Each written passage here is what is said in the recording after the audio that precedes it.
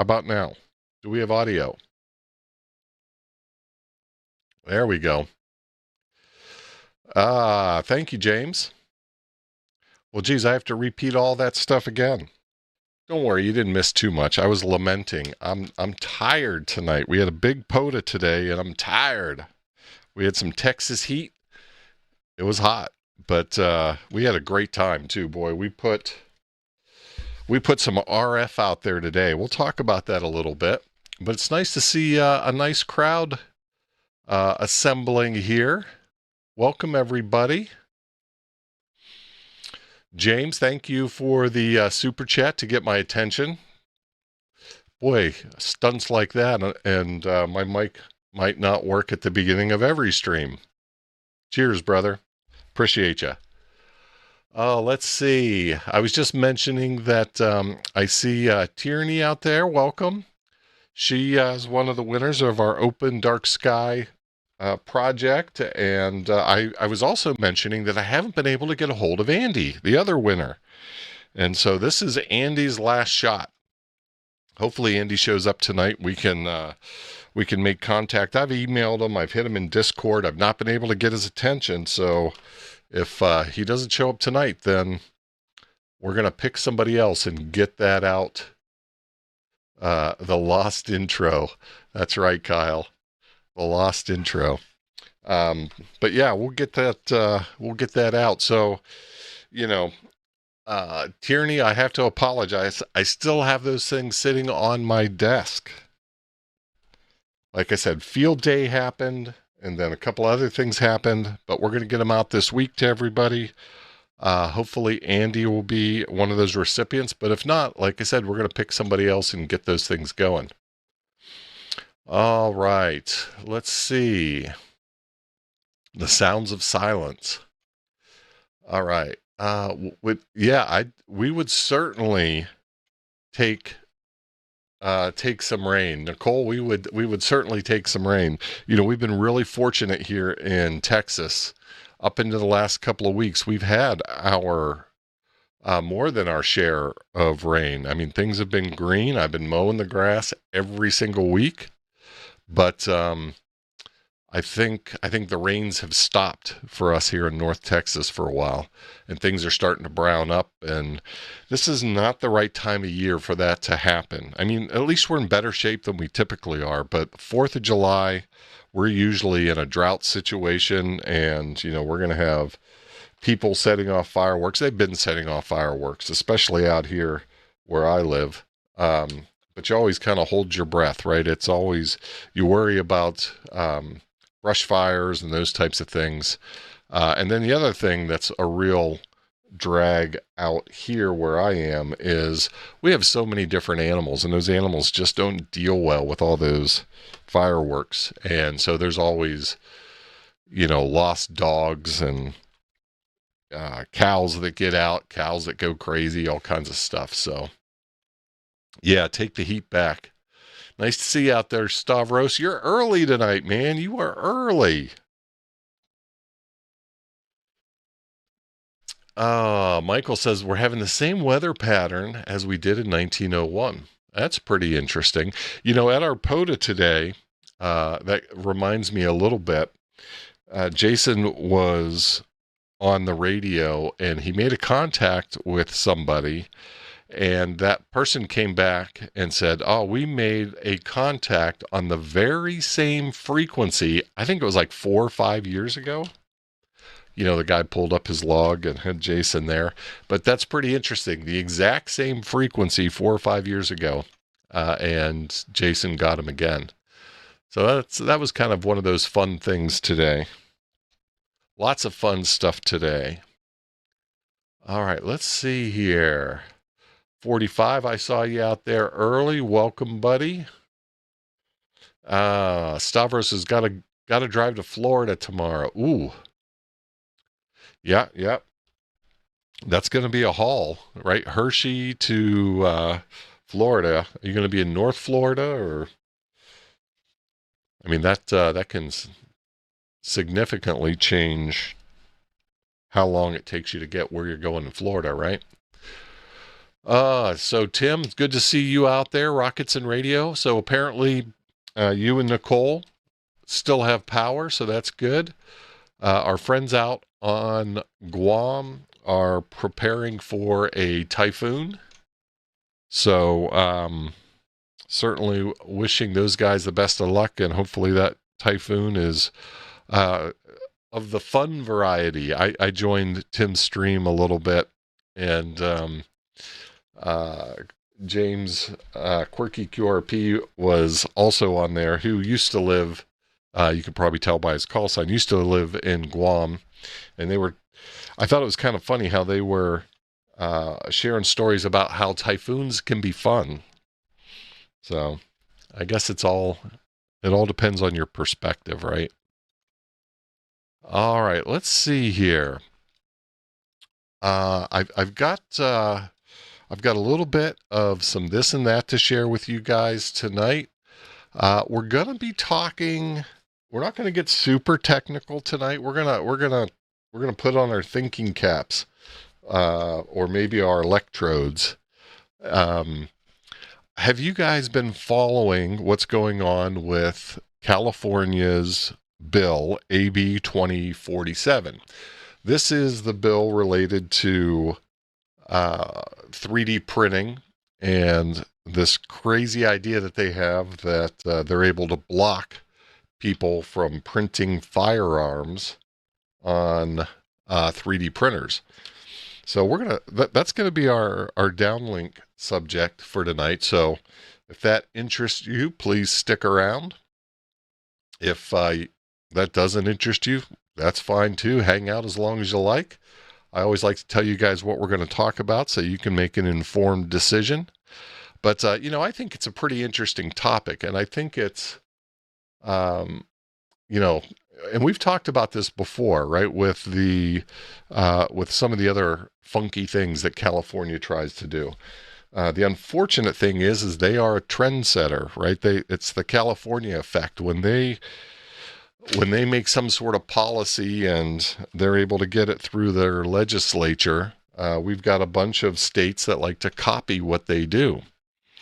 And, besides a bunch of technical challenges that this bill has to overcome, I think there's some other aspects of it that are worth discussing. I don't know about you guys. This gives me the Minority Report kind of feel. So that's my foreshadowing. So we'll talk about that a little bit tonight. Robert, welcome. Welcome from Alaska. Nice to see you out there. Yep, tries. Yeah. The problem is this thing has a little bit of momentum and it's moving. Yeah, ask the precogs. Exactly. All right. Yeah, 75 ohm ham. Good to see you out there, Ziggy. All right. Well, let's see if we can't get into some of the this and that. I've got just a few things to share there. Some fun stuff. Talk just a minute or so about field day. Here, let's see if we can't. That probably tells you all you need to know right there. What do you guys think of that? Here, let me get the proper scene out here if I can. Do I still have that proper scene? I've been trying to do a little bit of work here in my. There we go. Let's get it dressed up a little bit. I've been doing a little bit of work on my stream setup here, so hopefully we don't have too many hiccups, and hopefully you guys will find that this is a better situation. All right, let's see. But it's sure messing with me a little bit, trying to find out what I've got here. There we go. Yeah, so this is actually from Thursday night before. Last week I mentioned on the live stream that we got a little ambitious on Thursday, and Frank. Gosh, I love Frank. Hopefully Frank's out there and he remembers this picture. If not, I'll send it to him. I'll make sure I send it to him. But we had a good time. We had a lot of fun on field day. We were working the hex, the BuddiHEX, and it did real well. I was running a digital station, and I was on 15 meters most of the time. We jumped around a little bit, but after Jason had a big run on 15, I moved over to 15 for FT8, and I made some contacts I had never made before. I made two contacts to China, which I had never made a contact to China before. I also made a contact to Mongolia, which I have to go back and look. I don't think I had a Mongolia contact, but something just opened up. You guys know how the bands will open up, and I hit Japan, then I hit China, then I hit Mongolia, then I hit China again. It was just like bam, bam, bam, bam. So that was pretty cool. That was a lot of fun. And yeah, Asia really did open up. It was pretty cool. It was a lot of fun. But speaking of a lot of fun, and I know everybody's already talked about field day and whatnot, but I remembered that picture that I took, so I had to share that with you guys. I knew you guys would appreciate that. But speaking of the BuddiHEX, we had a pretty grand old time today. We decided we were going to try to do something a little bit different. And, this is 13 Colonies week. So, I actually had off from work today, so I was able to consider doing something earlier in the day, which was great. A bunch of us got out to the park, and this was at Dinosaur Valley State Park. This is a really cool park in North Central Texas. We're starting to get into Central Texas. It's in Glen Rose. Cool little town. But kind of the claim to fame for this park is in the riverbed when there's not a lot of water. So and actually there's still water in the river. So, for folks that were there for the first time, they didn't get the full effect. But later in the year, typically when there's not as much water in that river, you can see the dinosaur tracks that go down through the riverbed, and it's pretty cool. You got these, dinosaur tracks right through the bedrock of the river there. But it also has these great these kind of cedar forest areas, and that's kind of where we set up here. You can see all these cedar trees, and it also has one of my favorite POTA places in Texas. If you cross that river that I mentioned, hike up this trail up to the top of this hill, they have this little bench tucked away in this little kind of secret area up there, and it looks down over the whole valley, and it's not very big. It's a small bench, but you can get up there with a small rig, and boy, you can have a good time up there. But we stayed down in kind of the main picnic area, and with 13 colonies going on, we thought, let's get the BuddiHEX out. That gives us some extra gain. And let's see if we can hammer those 13 colony stations and see what kind of good time we can have with that. And now where in the heck did that thing go? But Jason wasn't satisfied with just bringing the BuddiHEX. So he also decided to bring a legal limit amplifier. So this is one of those expert amps from MTC. Richard sells those out in Paris, Texas, out of MTC. He's the North American distributor. He's the sole distributor, I believe, still. And where is that? That's in Glen Rose, William. And internal tuner, that's right. So this thing is a Haas, and I think Jason said we have the FTDX10 there as our as the radio we were using, and I think he was using about 35 watts into that amp, and we were getting somewhere around 1200 watts out. It, it was especially early. You know, the bands were fantastic starting out. They were so good this morning. And then there was a certain point where they just kind of went off the cliff. Then they came back a little bit. But in those first few hours, and we had like 10 people there. We had, you know, a bunch of people showed up. It was a lot of fun. And in those first few hours, every single call, and we were specifically hunting the 13 Colonies station. So we'd find one, and we'd have the, you know, the conga line, and first call every single time, our folks would get picked up, right? I mean, it was almost funny. It was, you know, after about 3 or 4, you almost started to feel a little bit bad, just a little bit bad. And so you let a couple other people, you know, sneak in there, and then boom, you just start hammering them again. But, you know, everyone's like, my gosh, you guys are 30 over. You guys are the best signal on the bands today. And, you know, it stands to reason, right? You've got the gain out of that BuddiHEX. You know, we're throwing 1200 watts, you know, straight in the direction of the 13 Colonies. It was fun. You know what, Kyle, that's probably, I mean, so I was on the radio, and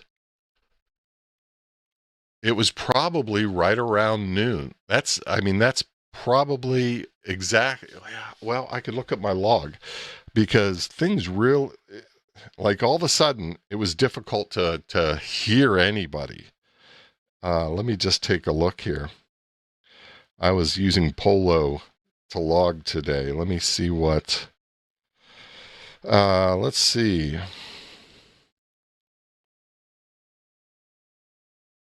Yeah, it was right around noon. All of a sudden everything kind of fell apart. And so I passed the mic to Frank. Poor Frank. Hey, Paul. Welcome, Paul. Paul was out there with us today.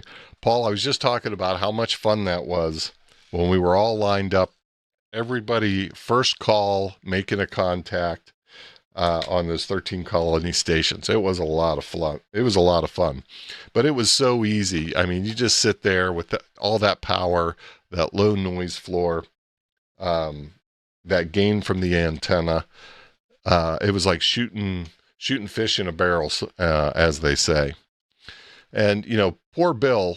I mean, look at Bill's setup here. I mean, Bill drug all this stuff out there, right? And I mean, this is a nice setup, Bill. This is pretty sweet. He's got his desk mic here. He's got his tablet.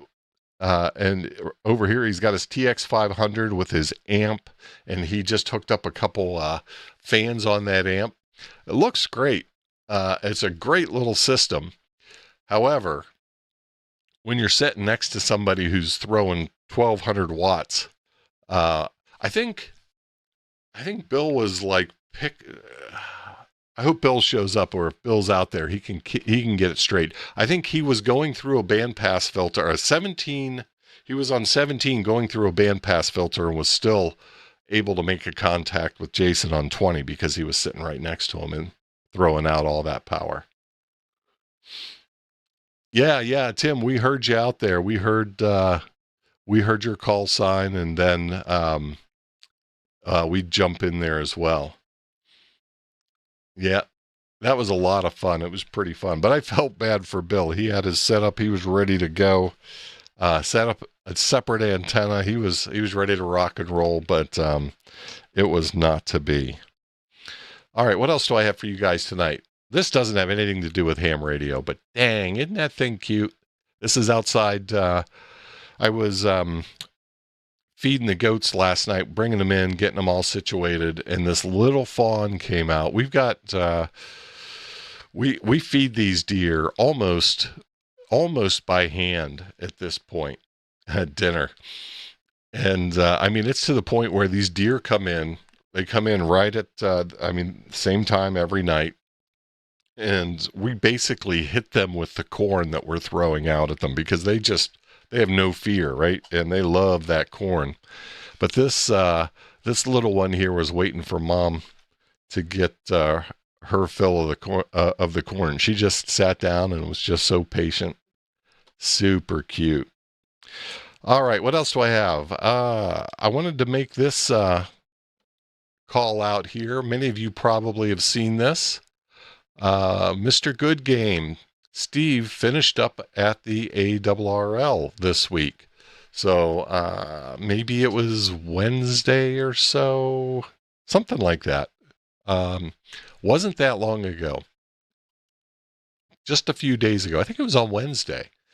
And, we're certainly going to miss having Steve there. We're certainly glad to have Steve back, being able to do all the fun stuff he does with YouTube.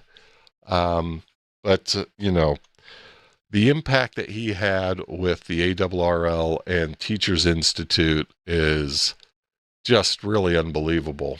And, we're going to benefit as ham radio operators for the good work that he has done for many years, right? I don't even know how many hams he helped bring into the hobby and how many kids he helped get teachers able to get more kids excited about the hobby. So certainly needed to call that out, say another thank you to Steve, and we're glad to have you back in YouTube with us, Steve. Hey, I thought this was pretty cool. Did you guys see this? I thought this was the coolest thing. So LilyGo, and I don't know if they're going to start putting these out anywhere or not, but this is in the LilyGo office in China. I'm not sure where at in China, but I would love to see vending machines like this start to pop up in different places. I mean, wouldn't this be great at like Gigaparts? Wouldn't that be so cool? I think that would be pretty cool. I had a couple shots of it here. But I just love that idea. Let's get some of these, wouldn't that be cool to go into like Best Buy and have a LilyGo or a Seed Studio vending machine? I think that would be awesome. Better than the pop-up marts. I agree. Hey, Jason, welcome.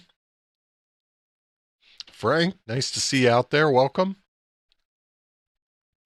All right, let's see. Just a couple other things.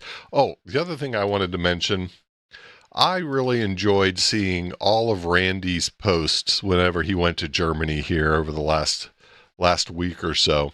This one here I thought was pretty interesting, caught my attention, obviously, where it's got a transverter paired with a 9700 to work QO100. But he had a lot of great posts. If you guys aren't following Randy, you should check him out. He always has some interesting stuff, and certainly has some good posts from the last couple of weeks. And then let's see here, the last one I'll end up on. So this one here I thought was really interesting.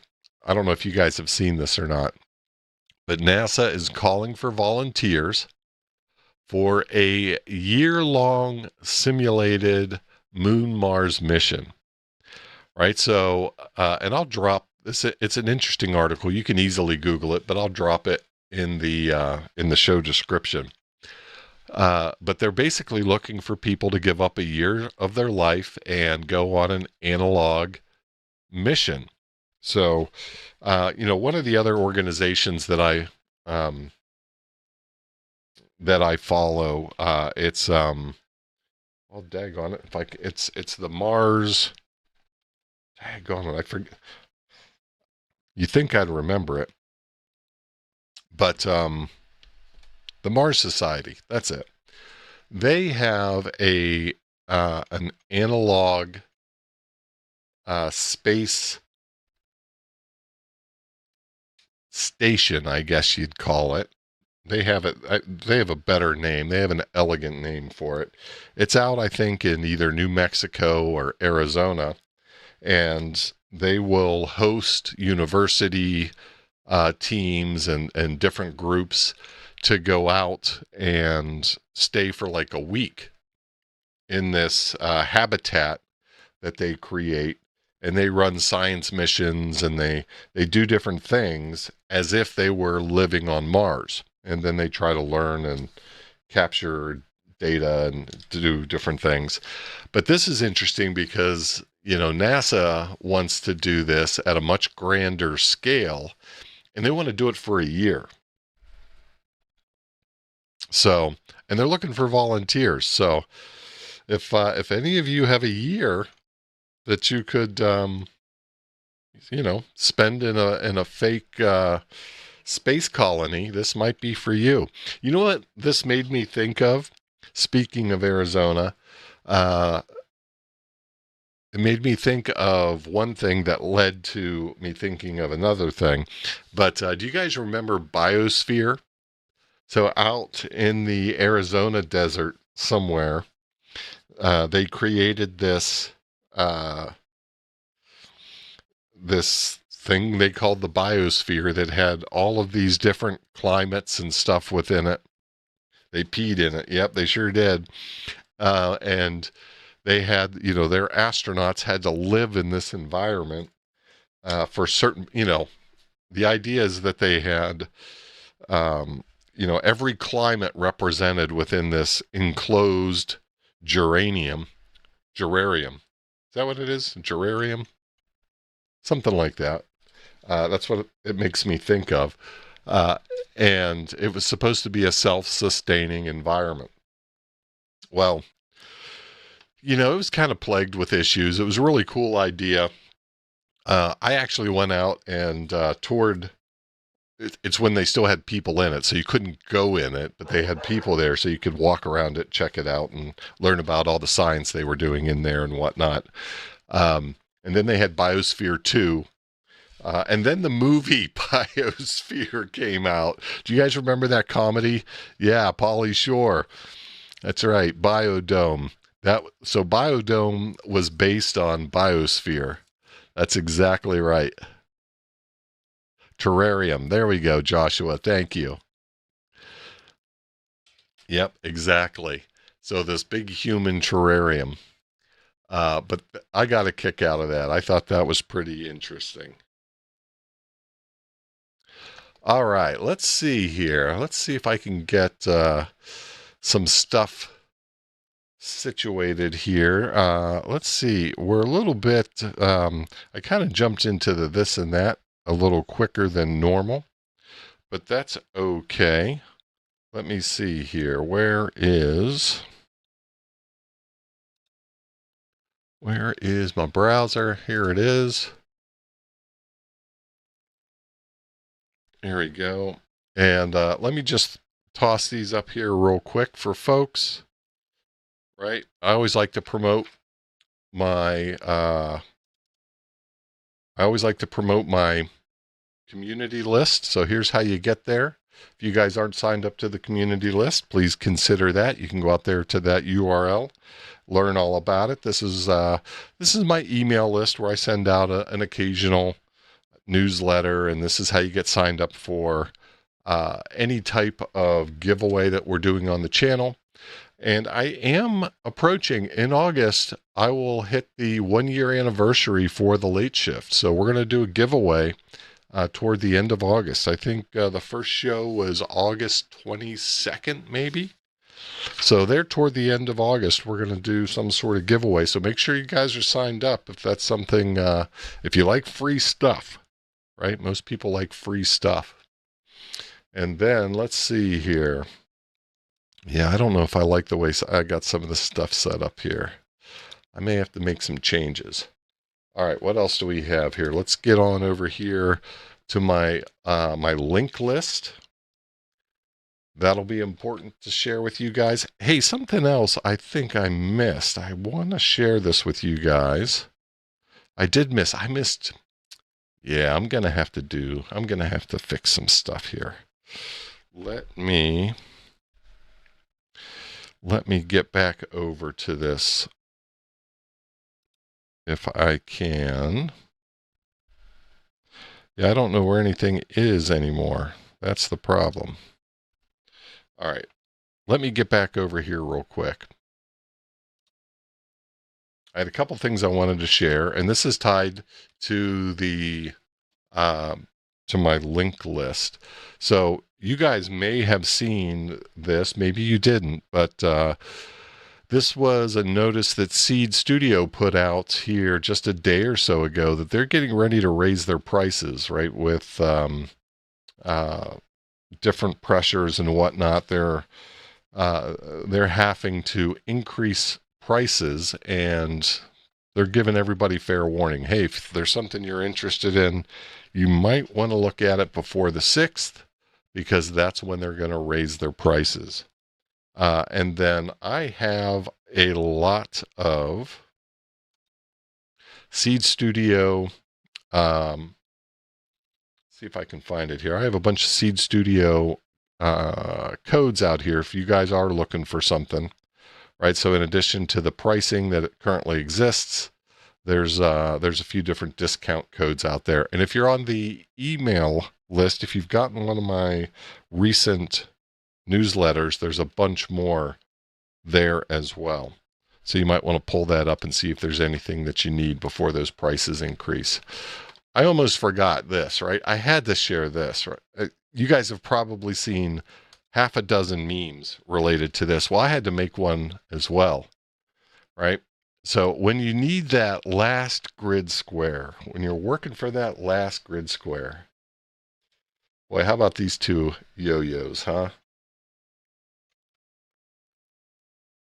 Let's see. Yeah, Joshua, that was a real deal. That was a thing. That was absolutely a thing. So it'll be interesting to see what what they hit these guys with. I think they're looking for anything and everything that they can find to charge these guys with to try to deter some copycat activity. But yeah, I had to get my own meme out there. I haven't seen Jody out there yet. I always like Jody to weigh in. He's the meme master.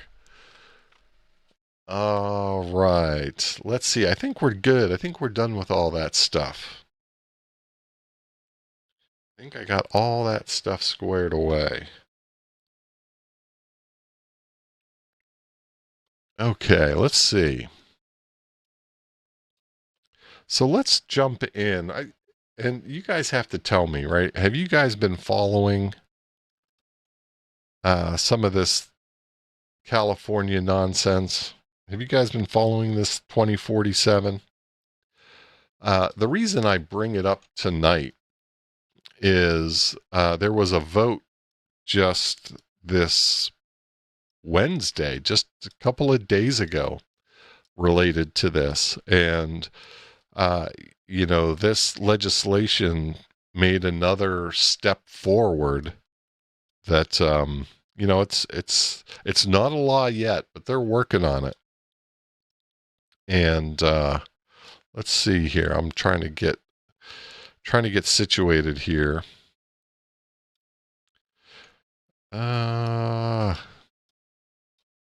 Now here, I know these aren't necessarily the most dynamic topics, but so I'll throw some stuff up here to see if, just so you guys can kind of follow along. This is a California bill, and I believe there was also a similar bill that's working through New York. I'm curious if you guys are following some of this. You guys may know some of that more so than me, even. But this is, it's currently in California, right? And the reason that we all should be worried about this is, again, what happens in California seems to spread, unfortunately. And there's a bunch of other cities that, or states that will follow what's going on in California. And here just this past week, it went through a public safety vote, right? So they've had a couple of different votes. They had the Senate judiciary vote where you can see it passed 11-2. So it's not like this thing's squeaking by. And then they had this public safety appropriations vote, and that passed 5-1. I do not disagree, Tim. What happens in California should stay in California. Absolutely. And again, this isn't over, right? It still has a ways to go. And there is a mounting and growing fight over this. I guess I should, here, let me bring some of these up here first. This might be helpful just to help ground some of the discussion as well. And, you know, what I want to do is share with you guys kind of where we're at. And then I want to talk a little bit about, you know, why, you know, even if you don't have an interest in firearms, and this is squarely centered around firearms, but even if you don't have an interest in firearms, you should have some interest in seeing what's going on with this thing. There we go. So, you know, the bill is actually, I mean, it's called Firearms Three-Dimensional Printing Blocking Technology. And it's really interesting because if you read through this, and, you know, here's the one thing I am somewhat impressed with. Let's see if I didn't lose it. These bills are not really that large. They're not that complex to read. They're not that large. I mean, here's the entire bill. That's it. That's the entire bill. And I'll have all these links if you guys are interested in this and you want to learn more about it. But, you know, essentially they outline this idea that your 3D printer should be able to identify the intent of what you're trying to print. And then based on the intent of what you're trying to print, be able to block that. And, you know, first of all, there's been a ton of discussion over, is this even possible, right? Is this something that we can even do today? And kind of the overwhelming opinion is there really is no way to do this today, right? If you think about how 3D printers work, right, they run on this kind of this line by line by line G-code instruction set. You know, how are you supposed to identify that someone's trying to print a gun part? You know, the false positive issue seems very obvious. There's so many little parts and pieces. I mean, how do you validate or verify that somebody's trying to print something illegal? And this is all around trying to control this notion of ghost guns, right? And, you know, again, I don't want to make this about guns. You know, that's a whole separate topic. The thing that drives me nuts here is trying to create a law that is it's not technically feasible, first of all. The other thing I don't like about it is they're trying to understand, or they're trying to determine intent And then that's where my mind goes straight to Minority Report, right? So the precogs and trying to identify pre-crime. So that's, that's certainly worrisome. But if you start to think about the mechanics of how they manage this, right? So it's one thing to say, okay, let's say they come up with some methodology that allows them to identify with some level of accuracy, right? Let's say it's 60% accurate, maybe even 70% accurate, where they can actually identify that somebody's trying to print something that they shouldn't be able to print, and then they stop it, right?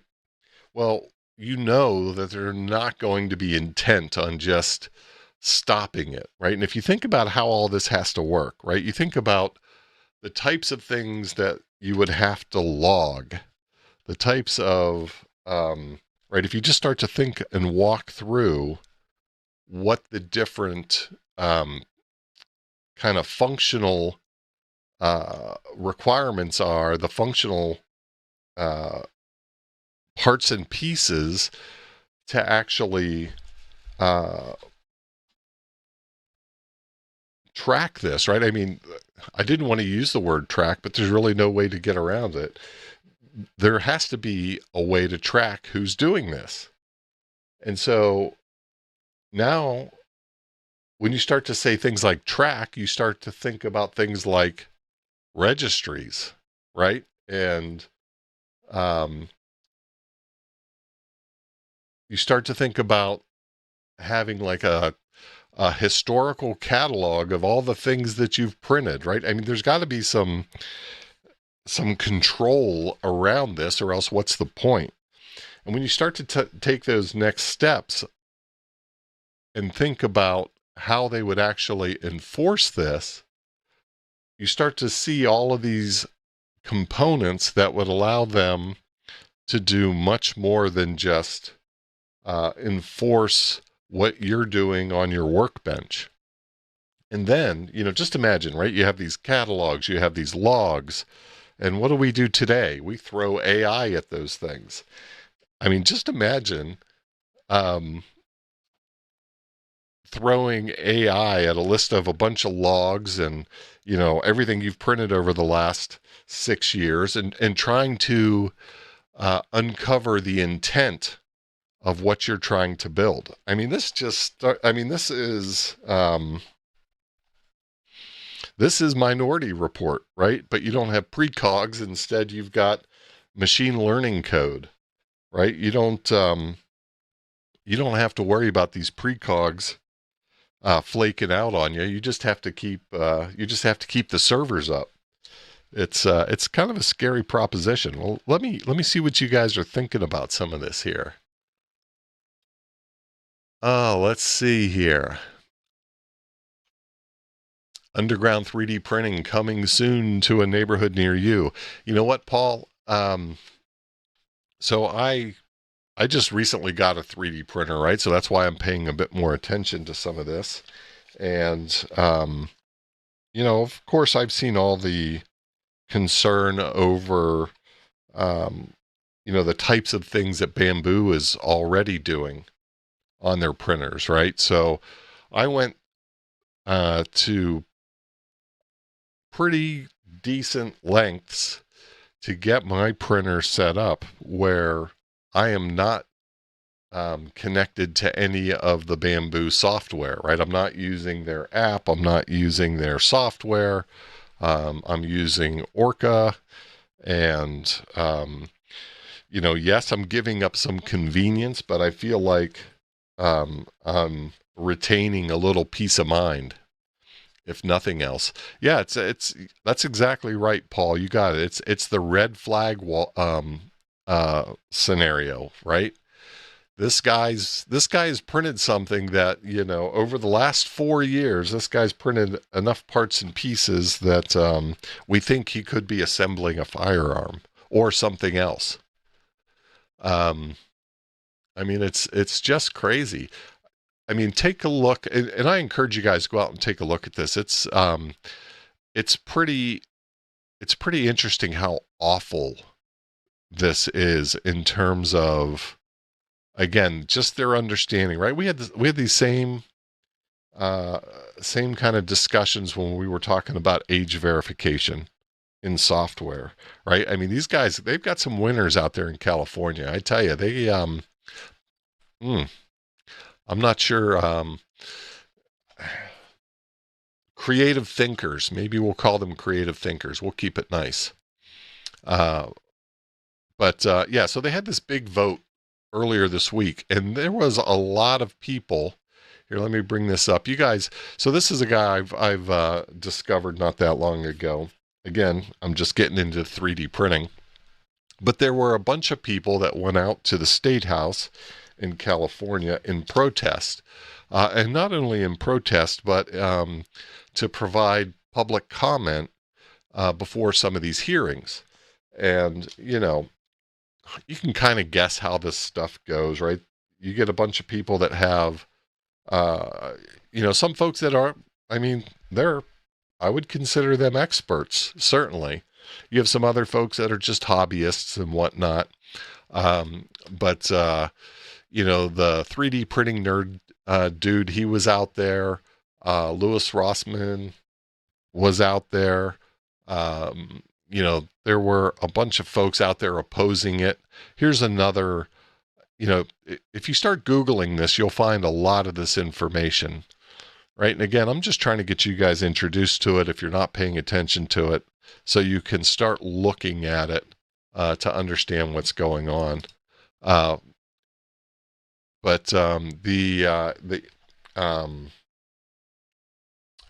Was it the EFF? They're also involved in, trying to fight this. So there is a decent and growing group of activists and folks that are trying to bring some sanity to this whole discussion. But, I thought one of the other things I did want to, here we go. EFF. They've got a great article out here as well. I almost forgot I had this pinned up here. But they've got a great article out here as well. And, they're thinking about it in a similar fashion that I'm thinking about it, right? This becomes a surveillance issue. And, I don't think, I think we have enough examples today where any reasonable person can't dismiss this as not having potential, right? I mean, when you take a look at some of the things that happened after 9/11, I think there is some precedent here, right? Without digging too deep into some of that. But, one of the other things I saw this week that I absolutely loved, and I was going to put it in my This and That segment, but when I started thinking about doing this piece and sharing this information for you guys, I thought, you know what? This is even better as an example.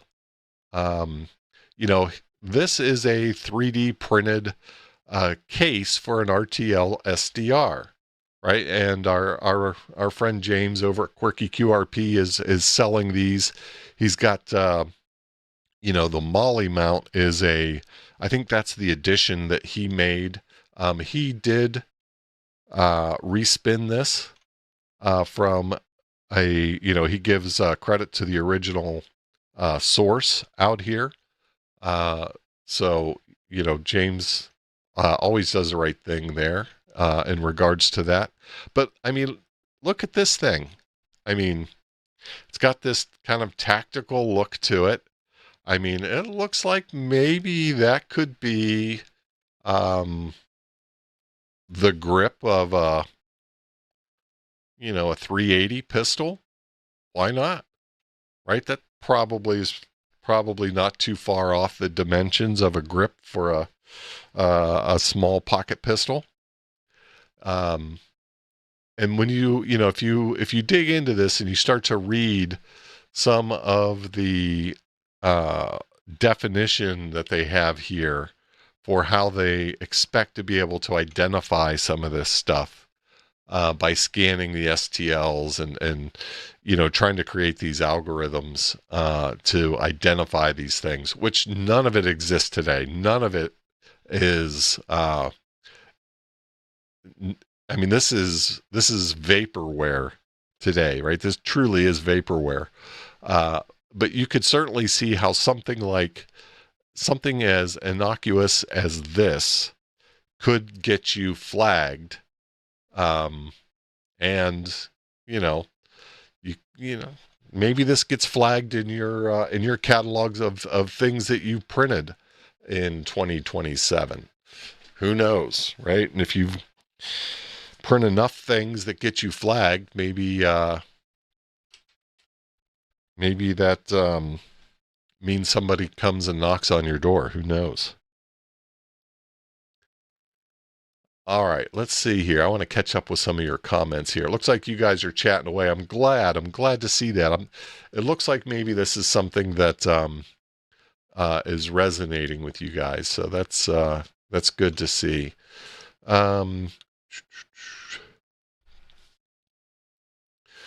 Breaking from California, assembly language now, a class 1 felony. Well, the other thing they're talking about is outlawing open source software, right? I'm using open source software to control my 3D printer.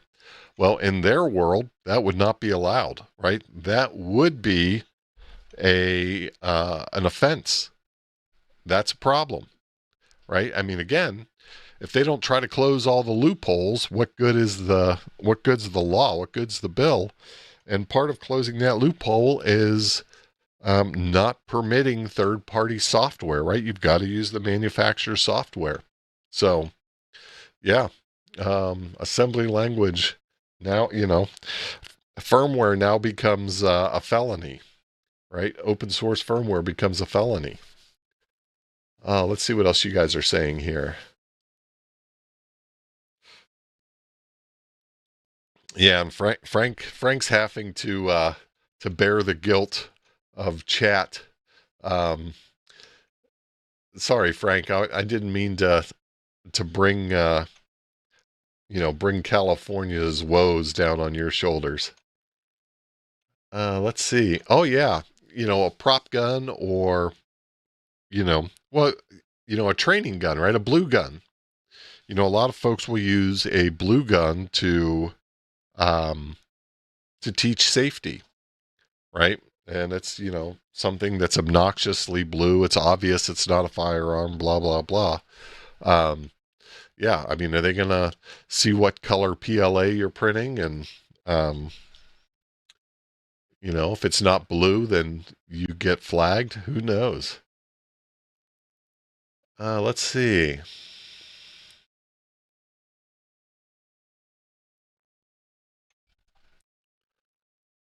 Let's see. Tim says, you vote for who is going to see your ideas set into motion.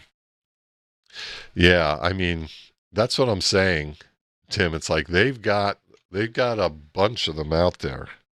And again, right? They're trying to help control illegal guns, right? They're trying to kill the ghost gun idea.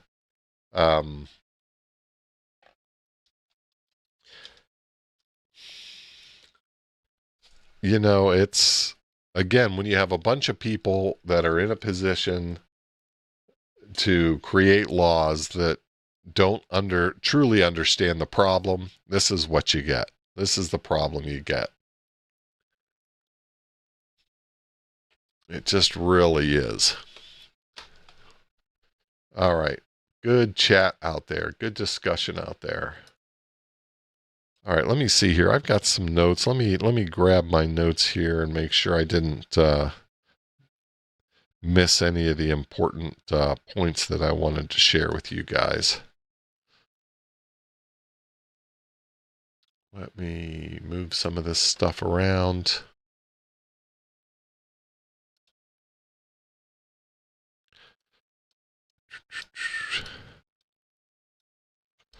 All right, where am I at here? Yeah, I'm definitely going to have to rework some of this here again.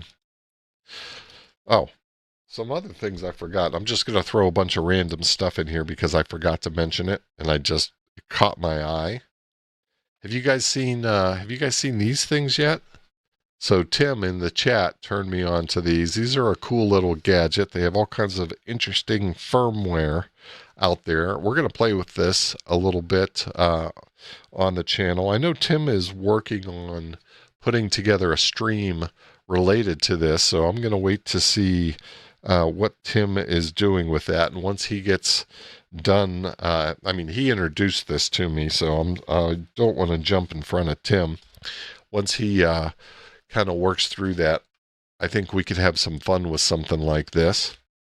Oh yeah, and I forgot to share these as well. Hey guys, I got some other stickers I wanted to just share with you guys real quick. Here, let me throw this over here. These are just some late shift stickers. So if you guys see me at upcoming events or something, and I'm only going to hand these out if somebody asks for them. But I got a few of those, not a ton of them, but just a few of those printed that I wanted to share with you guys. All right, so those are some of the things I forgot to share. Let's see what else I've got here for you guys. Oh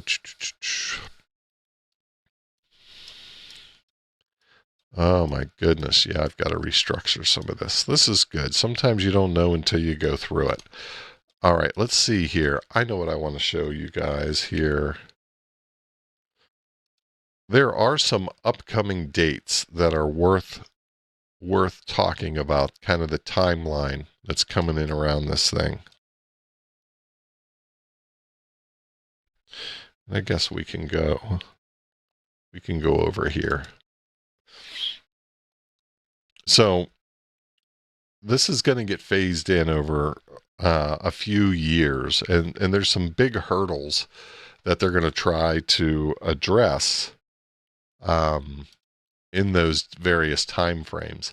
So in 2027, there's supposed to be this big DOJ study where they're actually figuring out how they're supposed to do this, right? So they recognize they don't know how to do this, but they're hoping they can figure out a way, is probably the best way to think about it. And then in the following year, or after they get, you know, an idea, then they're going to try to start creating the algorithms that actually will do the blocking on your printers. And then they're going to start pushing those out to the manufacturers. And the manufacturers are going to have to attest that they can support these things. And then that's going to result in an approved printer list. These are printers that you will be able to buy, right? That's crazy, right? You see what's coming in 2029, the ones that you can't buy. So you're going to have printers that you're allowed to buy, and you won't be able to buy printers that are not on that approved list. It's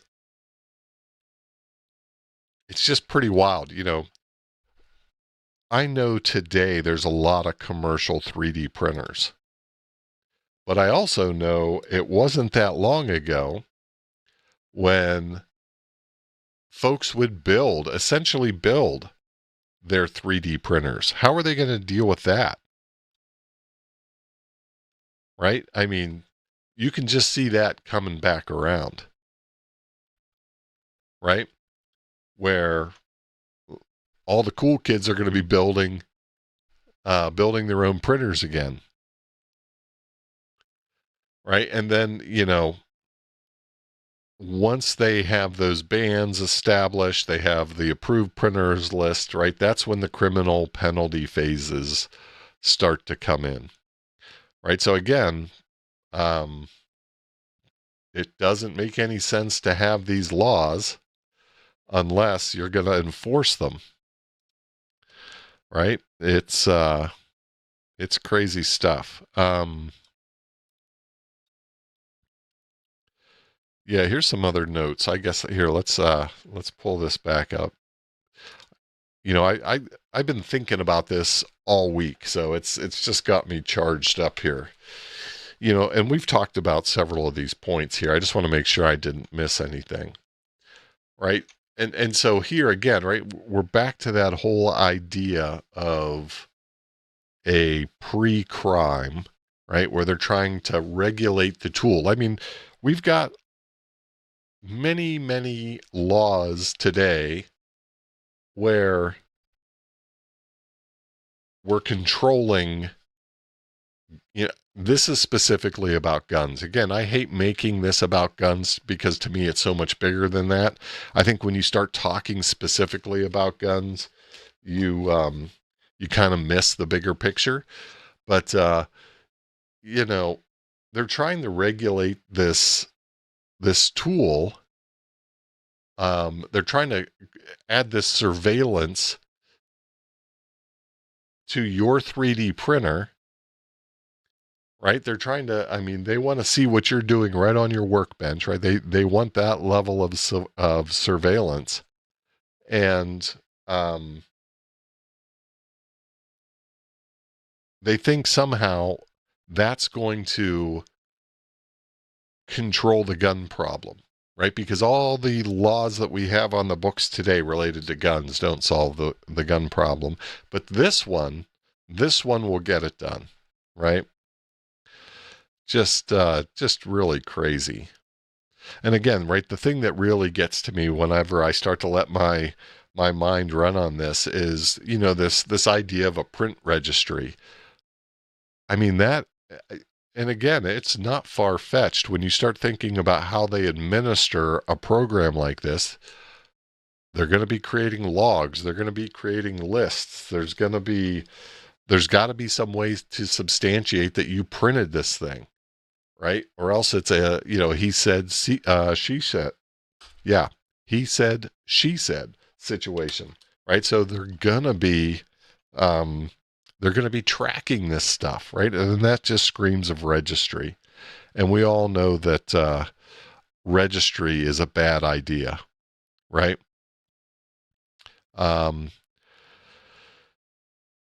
Yeah, and then, you know, again, this goes much deeper than 3D printers. You start to get into CNC machines, and, you know, there are many machines that are much more capable that the average person can get their hands on if they're really thinking about building a ghost gun, right? There's lots of ways to do that. And, you know, we haven't even talked about, you know, the kind of impact this has, right? 3D printing has been a great topic source to teach STEM and to get people excited and involved in STEM, right? I mean, you've got these things in your libraries today, right? I know in Fort Worth, you can rent a 3D printer. You can rent time on a 3D printer, just like you can log, or you can go to the library's website and, you know, search their card catalog. You can also put some time in on the printer, right? So now our librarian's going to have to scan every single STL that somebody brings in or sends in via the internet to print. Yeah, that sounds like it's going to work. Let's see here.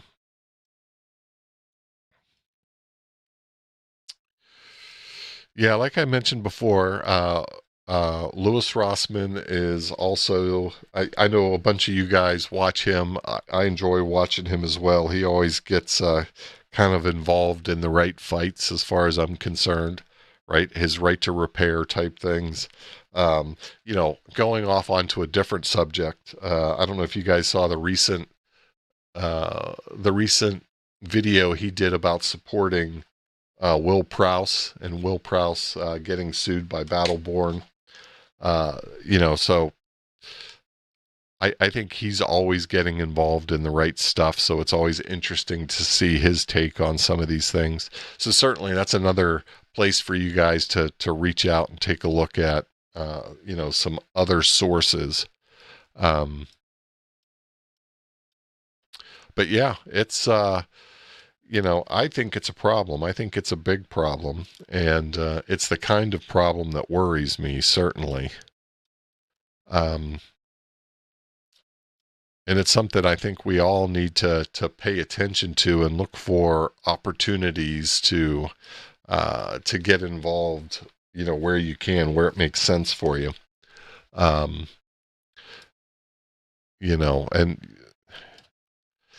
again, it'll be interesting to see, right? This is California right now, but we've seen how Illinois likes to follow California. We've seen Colorado likes to follow California. New York likes to follow California, right? This is not a California problem, in my opinion. So, all right, let's see. Good evening from Reno. Welcome, W9PAX. We're talking here about California AB 2047, the kind of crazy ideas that they have about controlling your 3D printer to make sure you're not printing something you shouldn't be printing. That's what we've been talking about here tonight. Let's see. Who else has jumped in there in the chat? Let's see. Let's see. Jason, welcome. Yeah, microstamping filament, sure. I mean, we've seen some of those same ideas around ammunition, right? I mean, this is no different than that, certainly. Now the kids in Venezuela can't get casts printed now because of Gavin Newsom. Yeah, for sure. Yeah, it's very much like monitoring an inkjet printer. That's exactly right, Tim. I see it the same way. Lewis is our mascot. Yep. I agree. Let's see. Hey, there's Jody.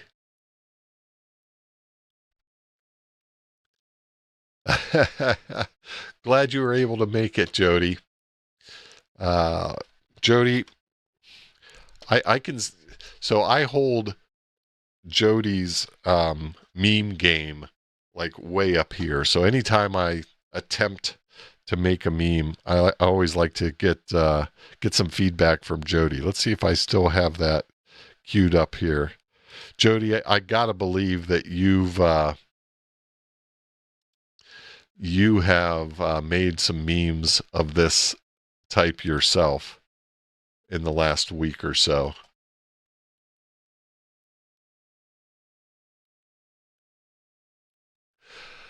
I don't know if they passed that Nick Shirley Act or not. I mean, that's another silly one. That one cracks me up too. Two people from Nevada in the same stream. Hey, look at that.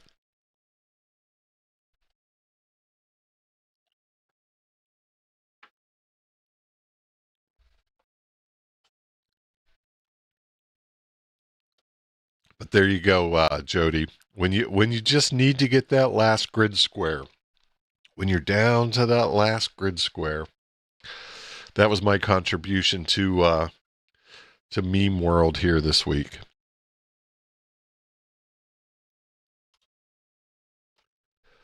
All right, let's see.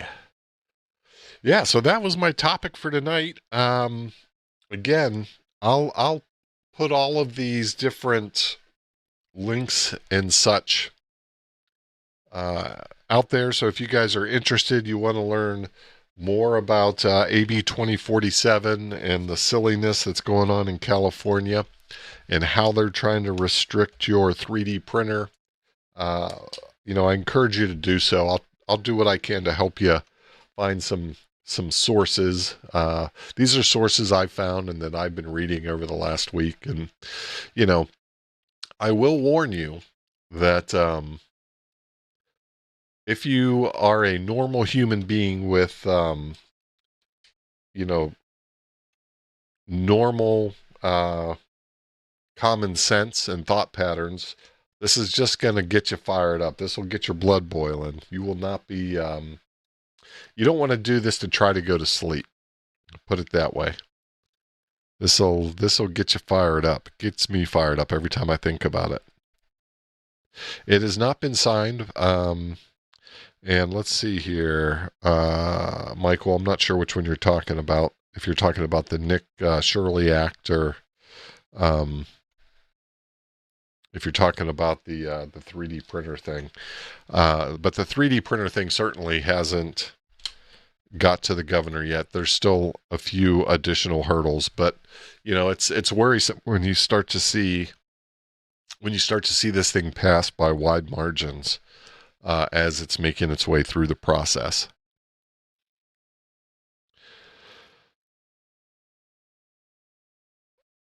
Oh, that's interesting, Jody. I mean, that might have led to a completely different outcome, a completely different story, if they had not disengaged the transmitters, right? Get a little juice flowing through the antennas up there. That might have changed their day. Wow, 220 kilowatt. Yeah, that would have ruined their day.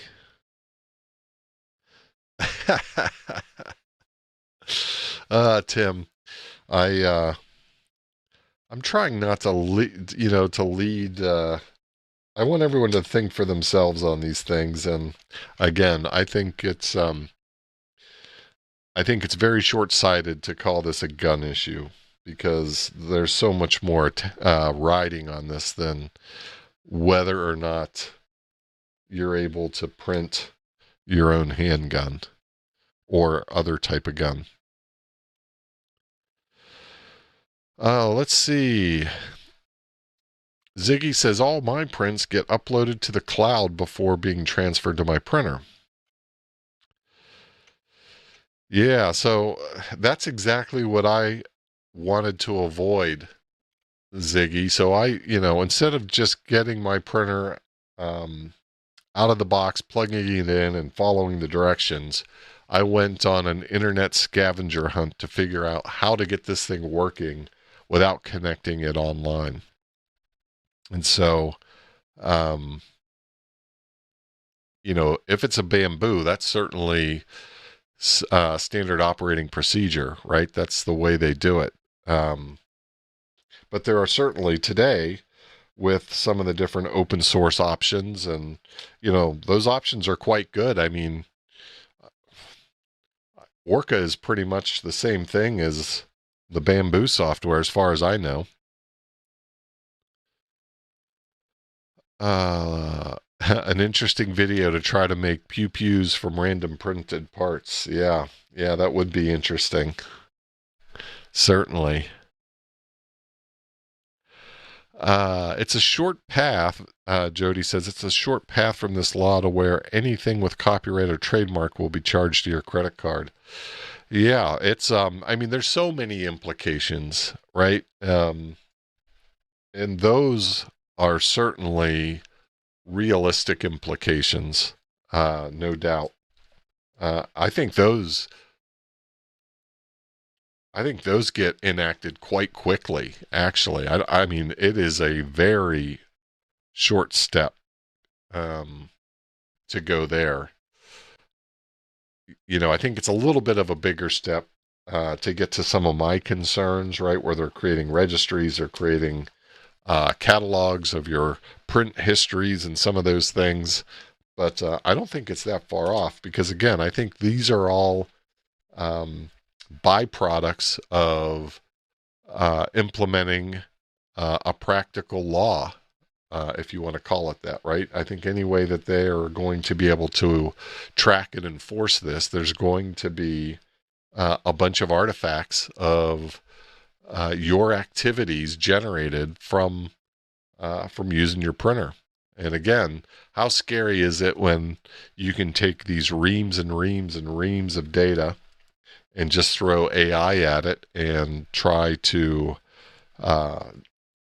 discern patterns or problems from all that data. And you know that's exactly what's going to happen, right? You know that's exactly what's going to happen.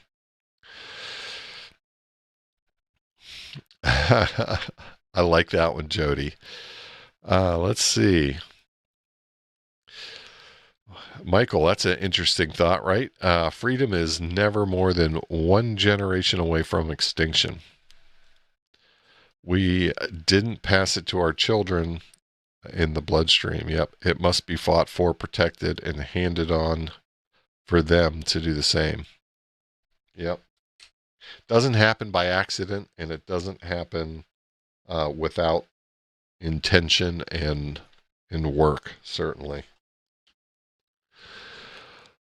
All right, let's see here. Yeah, I'm just reading license plate numbers. Yeah, don't pay any attention to that flock camera or those thousands of flock cameras. That's not a problem. Yeah, there you go, Jason. Absolutely.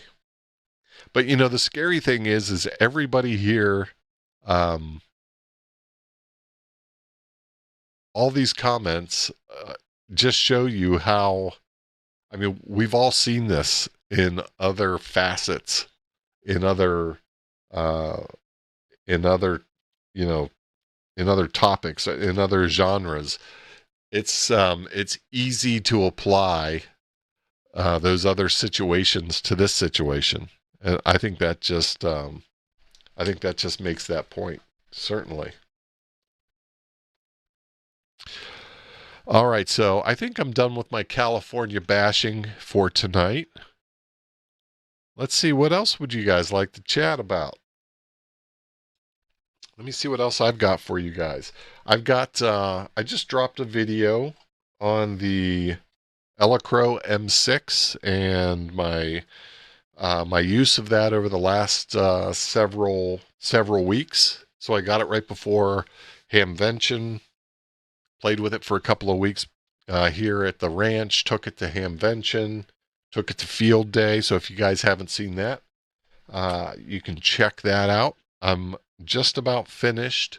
I told you guys about an LED light strip that I got here a few weeks back, and you know, I thought this would be an interesting topic because LED light strips have a notorious background, right? They are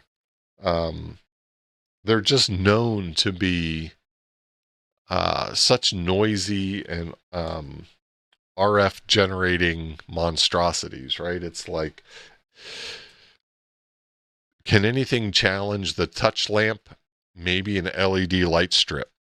And so I got my hands on an LED light strip and, you know, got familiar with it. And then I got out the Tiny SA and did some testing with the Tiny SA to see if I can find an LED light strip that you guys could use in your shack if you wanted to, right? If you wanted to add a little ambiance.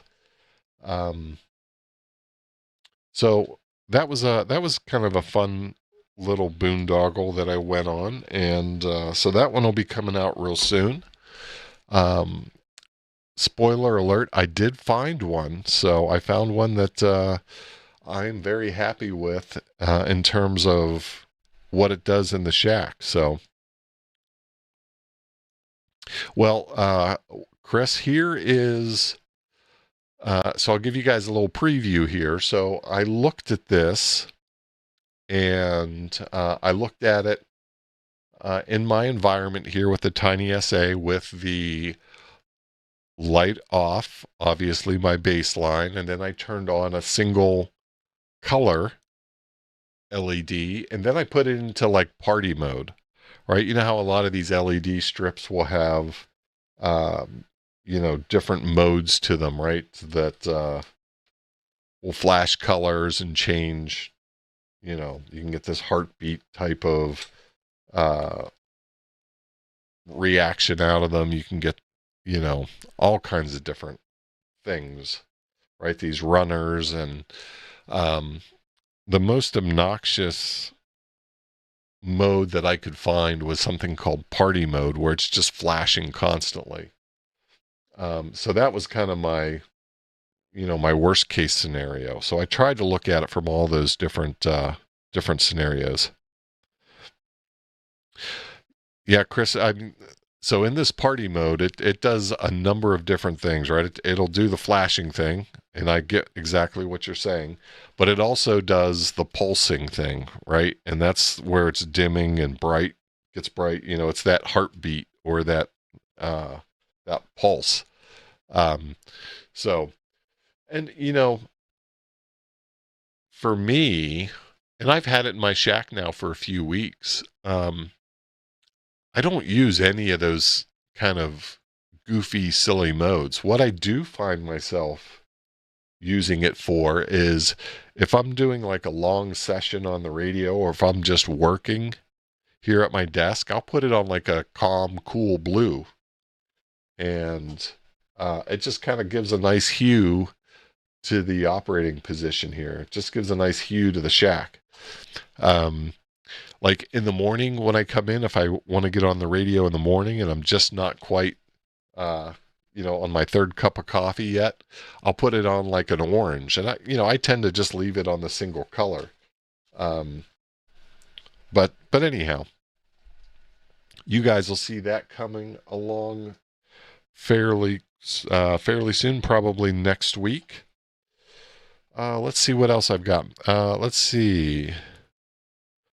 Juan asks about MeshCore. What about MeshCore? We certainly are fans of MeshCore here. I've been running, I talked about that M6. I ran Meshtastic on it. I also ran a MeshCore room server on that. I also ran it so I ran the MeshCore room server and as a repeater. You can run both. It's not recommended, but I tried to run both, and then I ultimately ended up just running it as a room server, and I think I'm going to use it as a room server going forward. And I think it is a great solution as a kind of a temporary type solution. So that's what that's my recommendation, and I kind of go into support of that recommendation in that video. So check that out if you're interested in it. Let's see. Rick's Ham Shack, goofy, silly mode. Hey, don't pick on FT8. I'm not picking on FT8, certainly. I had mentioned earlier in the stream, I don't think you were in yet, Rick, or maybe you just hadn't chatted yet. During field day, I got my first FT8 contacts to China and Mongolia. So I was running some FT8 for field day. I was the digital station for field day. Let's see, what else did I miss here?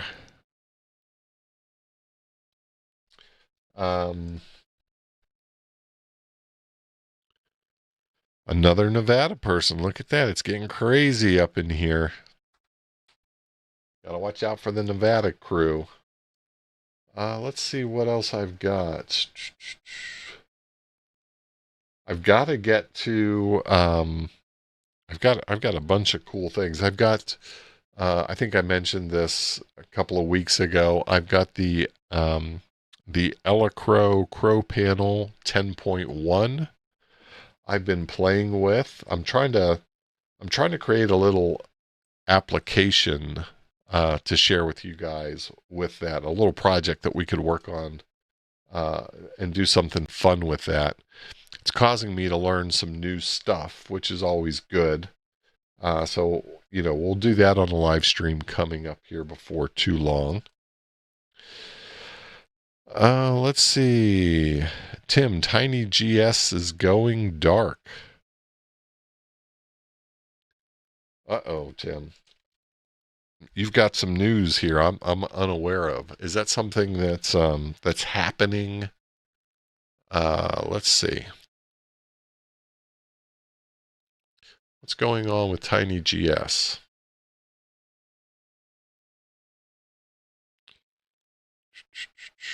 Where'd my browser go? Here it is.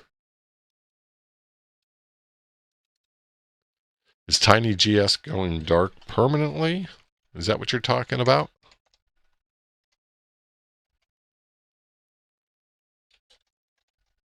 Let's just see. Let's just put some generic stuff in here and see what they're telling us.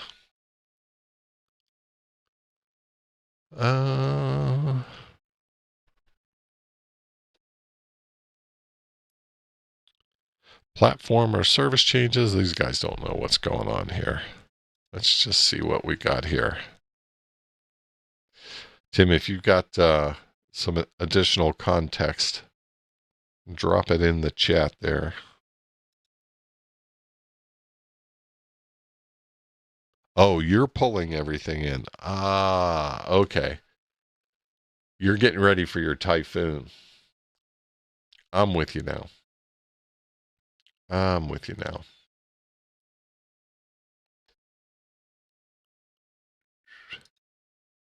All right, let's see here. I don't know if I have... I always look around on my desk because when I get something new, I tinker with it for a while on the desk before I figure out what I'm going to do with it, or, before I figure out how to work it into a show. I don't think I've got anything else that's new.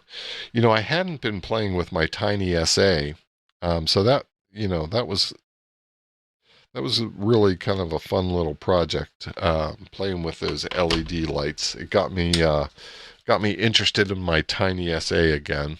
It's been a while since I've actually done anything with that. Let's see here. Yep, taking it all down. You had me worried there, Tim. I thought, oh my gosh, what's going on with TinyGS? They keep pumping out updates. I can't imagine they're going to shut it down. Let's see. I still have my my Lab 599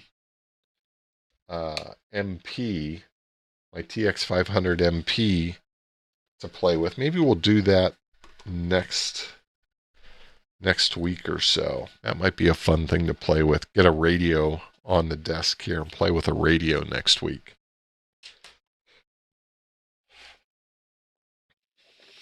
That might be a good thing to do.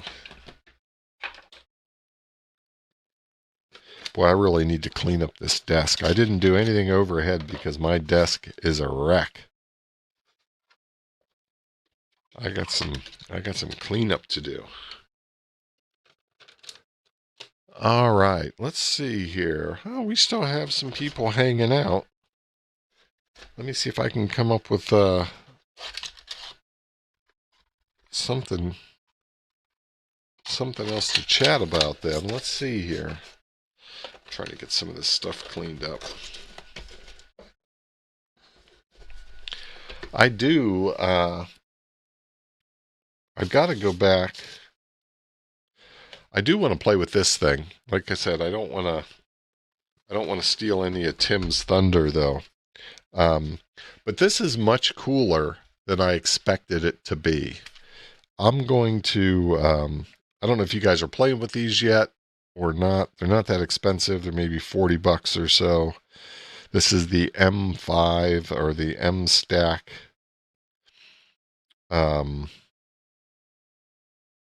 Cool M5 stack. Get it right.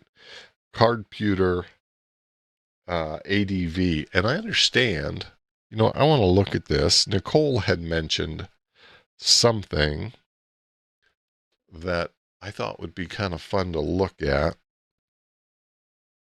She had mentioned that they have a new Kickstarter. So let's see here.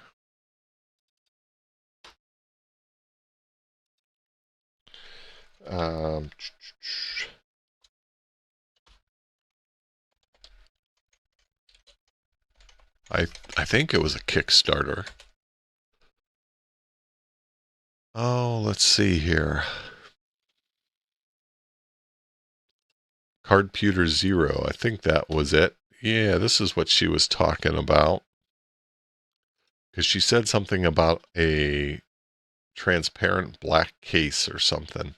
It is kind of cool looking. It looks like it's maybe just got a bigger screen. Maybe it's a little bit bigger form factor.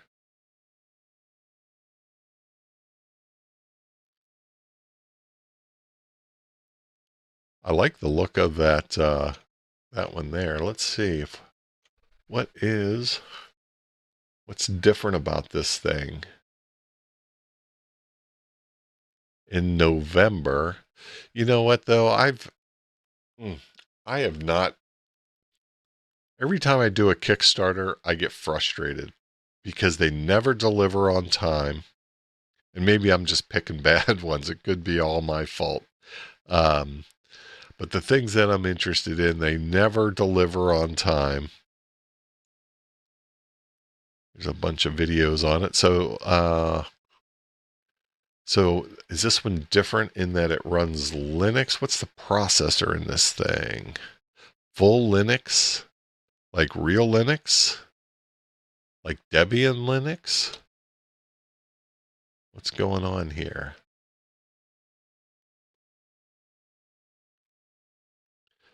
Tim, you have the same problem? Let's see here. What is this? A little hat of some sort. Looks like they've got a hat. So, okay, you can do Laura. Okay, I'm not going to do Laura on this thing. This thing is small, right? I mean, I can palm this thing. It's small. It's probably the size of a credit card. It's probably built to those dimensions, which means, the screen is small, and of course it's washed out. The screen is small, and those buttons are really small. So I'm not going to be doing any LoRa on this thing. Let's see what else it can do.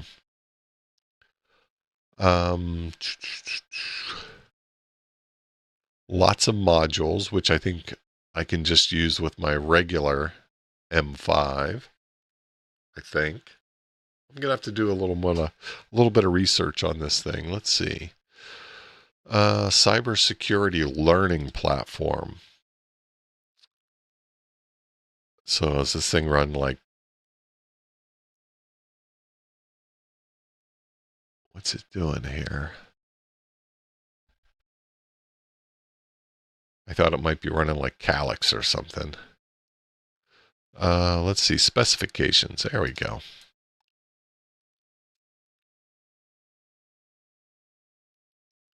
Did that get me the specifications? Okay, here we go. So it's a Raspberry Pi compute module. Okay. 512 meg. An micro SD card slot. Okay. A 1.9 versus, what does this have? Like a 1.6 or something like that? We'll have to look at that. So it's got a bigger screen, but it doesn't have that much of a bigger screen. Robert's black card. Not quite. Let's see. It needs the hat. Yeah, let's see.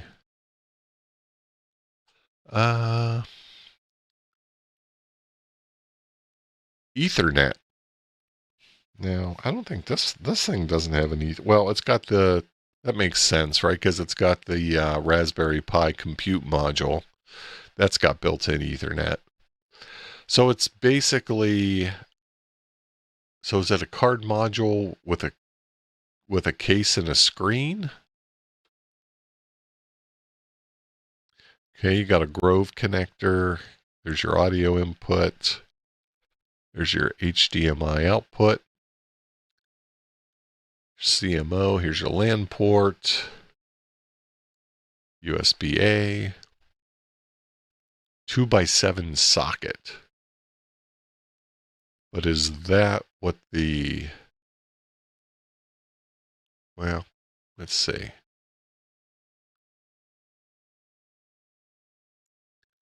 Oh yeah. So it's just the compute module with some extra, this extra board, I think, added, right? So Type C, there's your power switch, battery meter, keyboard scanner, TF card, DC to DC converter, got a little mic. Okay.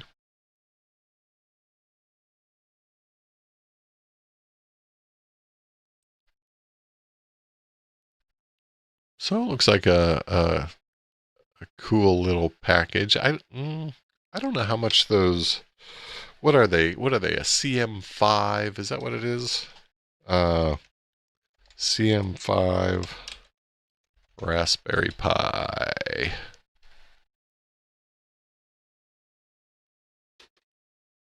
Where's my tag on? There we go.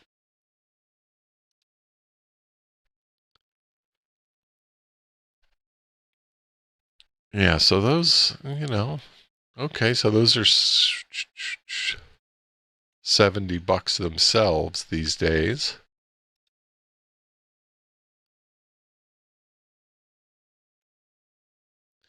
Wait, is that the same processor? Is it the A76? Maybe this is an older.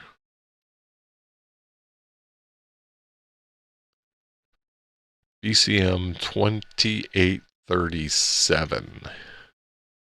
Oh, this is a CM0, not a CM5.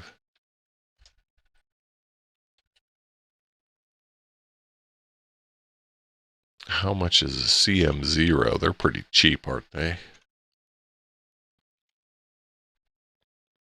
Just try to get an idea of what kind of premium you're paying.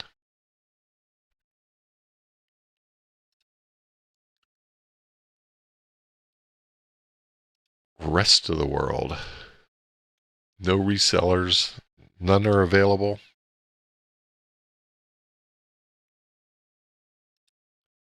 Can you really not get a CM0 anymore?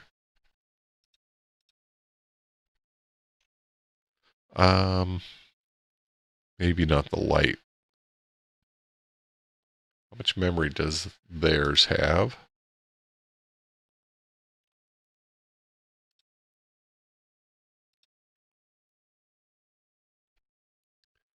I don't know which one they're using. Let's just see if any of these pop up.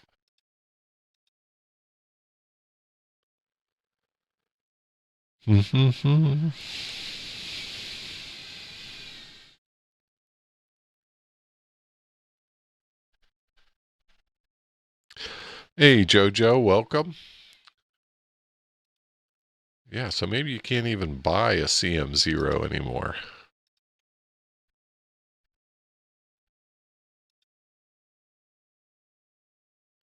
Maybe I'm in the wrong group. No. Maybe you can only get them in China. Aha.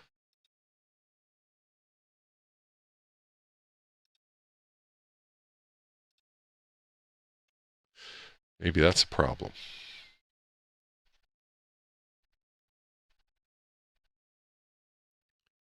Yikes.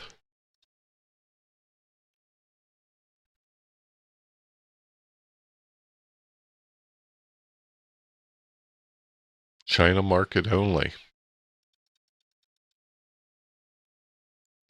I didn't realize that. All right.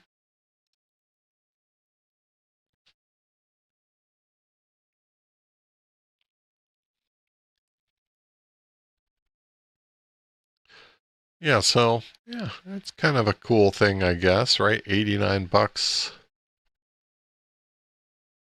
Early birds. I don't even know if I have no idea where they are in the campaign. This one looks somewhat confusing. I don't even know what it looks like.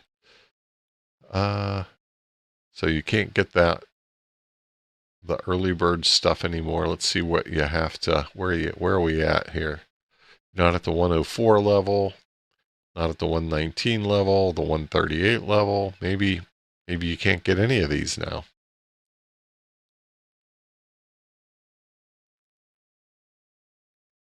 Doesn't look like you can get any of them, so.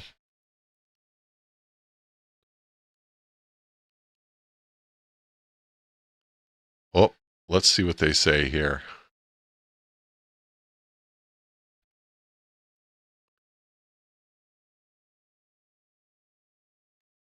Yeah.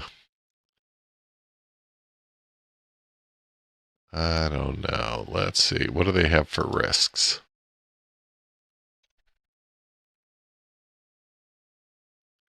Yep, see, timing is always the most challenging factor. We threw a dart at a calendar and we said it'll ship in November. Good luck.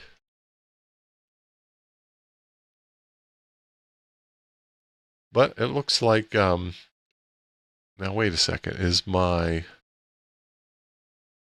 something looks funny here.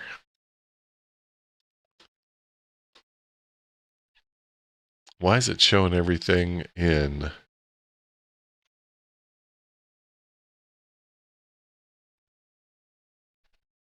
Oh no, it's just, why is it showing everything in HK?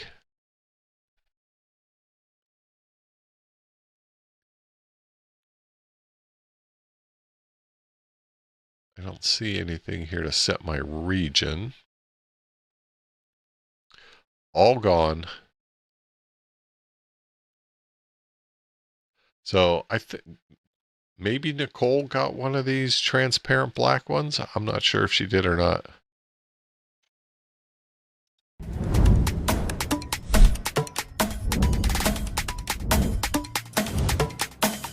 Looks like it's thicker. Please, hello world.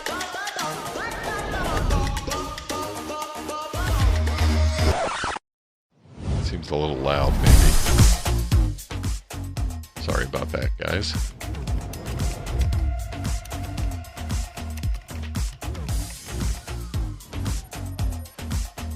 Boy, I don't know. It's still a CM0. I don't know. Feels like it's a little overpriced. I don't know. What do you guys think?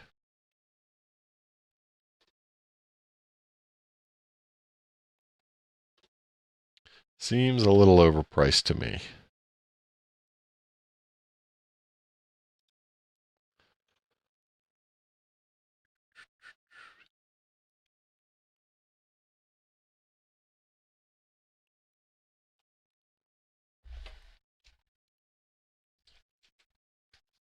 What else do I have here?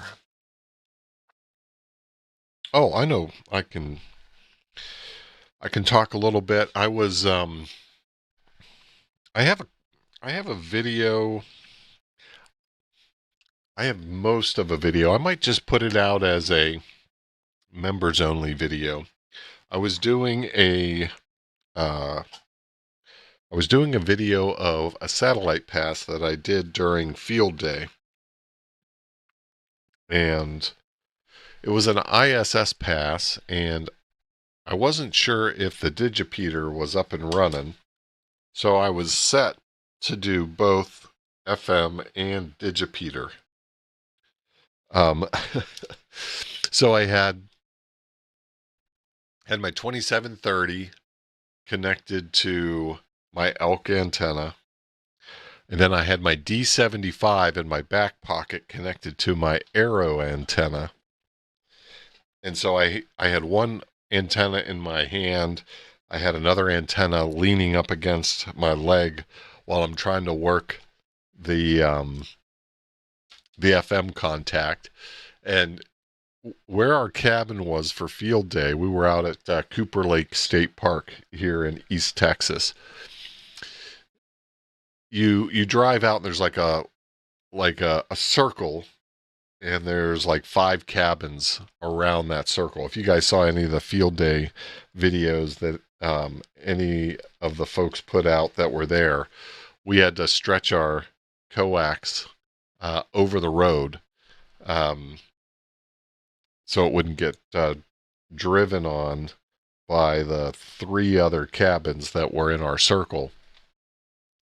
But, first of all, we have this big hex beam that we put just kind of out in the center of this, what I called the grassy knoll last week. So we had this big hex beam out there, and, these guys are all coming over looking at this thing, wondering what this thing was.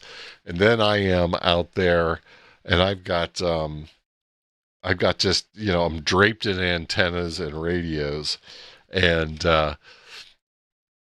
Lloyd, he was our neighbor. He come walking over to see what I had going on, and he's like, what are you doing? And so I started to explain it to him, and his eyes just completely glossed over, and he was just staring at these antennas. I had the one in my hand and the other one on my leg, and he was trying to figure out what that one that I had on the ground leaning up against my leg was doing. And I'm like, Lloyd, it's not doing anything yet. I'm going to put this one down and pick that one up, and then it'll work. But it was just kind of funny. He was all perplexed.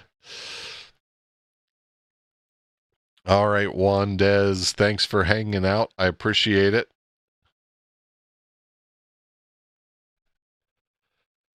Let's see. Oh, Nicole missed the window as well. Yeah, I mean, the one that I think looks cool, I think, is the one that you called out. That transparent black one does look pretty cool. I'll give it that. It's got the cool factor. They are neat little devices, and they're more interesting when you get them in your hand than you think they might be. I've had some fun just tinkering around with it. I can't wait to start flashing it with some different firmware to see what all it can do. It is kind of fun to see the different firmware that people are coming out with for those.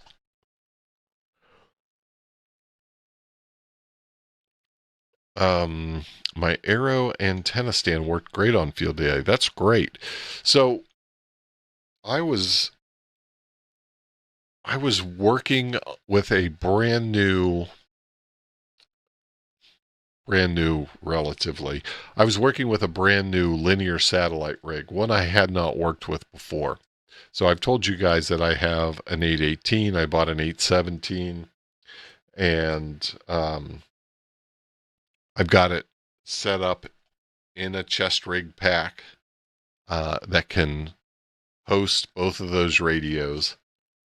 And this was really my first attempt at getting that rig set up. And I just kept running into stupid issue after stupid issue after stupid issue. I was receiving just fine, but I was having trouble transmitting, and I couldn't figure out what was going on, what I was doing wrong. I knew it was something I was doing. And then it dawned on me on the drive home after field day, because I didn't make any linear satellite contacts. I had forgotten my 2-meter bandpass filter, and as soon as I added the 2-meter bandpass filter to the rig after I got home, it's like, oh, there it is. There it is, silly person. It's kind of crazy how something, you can just forget one little detail and it completely throws you off. Yep. The grassy knolls. That's right. You got it, Joshua. CN87. CN87. Is that Washington State? Are you in Washington, Joshua?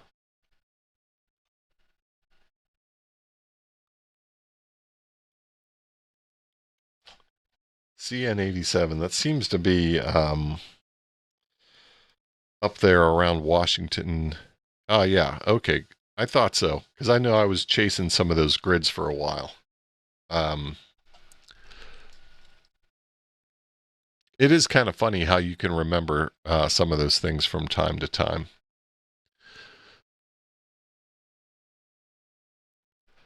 All right, William.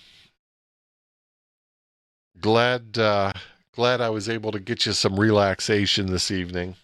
Don't go read that that bill tonight if you want to stay relaxed. It'll just get you irritated.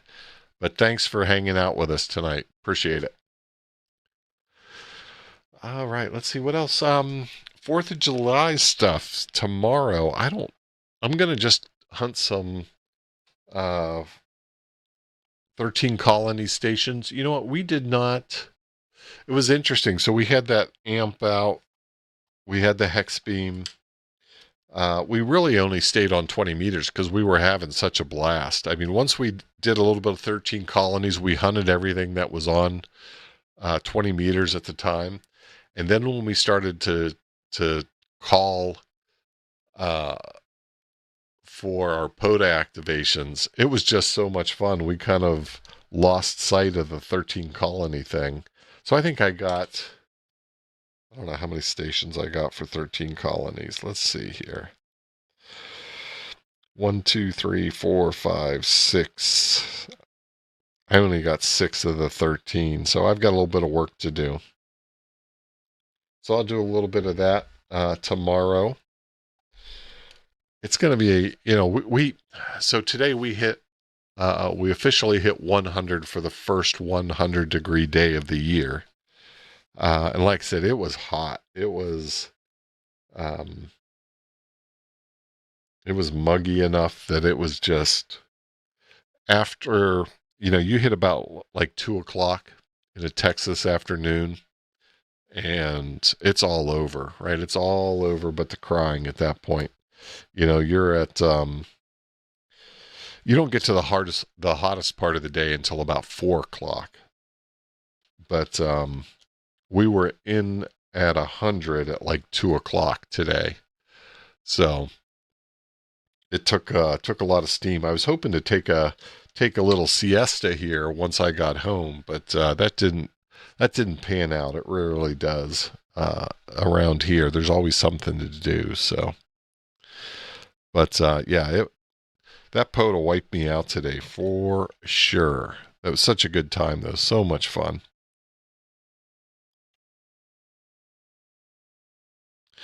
Oh, closed like 4 hours ago. Ah. I see. I'm scrolling back here to see what I missed. Bob Stone, you have lava lamps in your shack?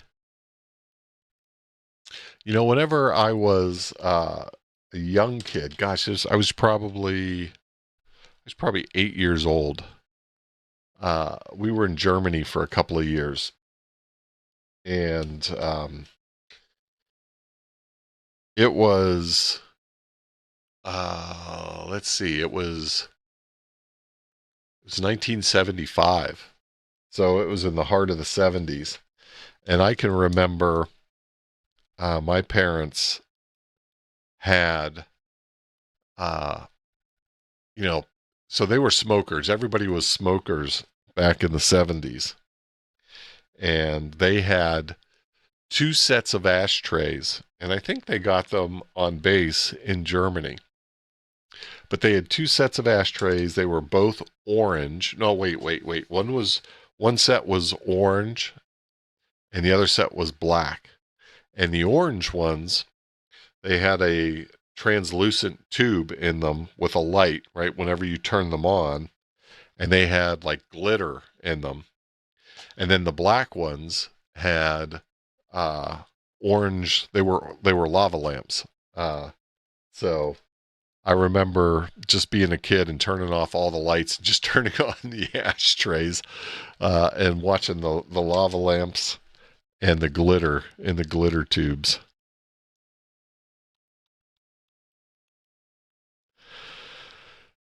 Bob, first 100-degree day back in May. Ouch.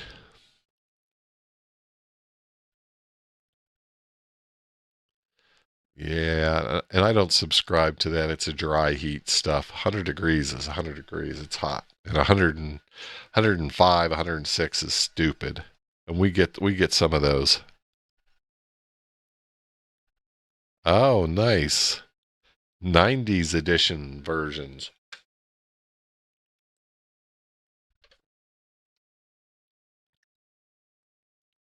The surface of the sun is dry as well. Yeah, how about that?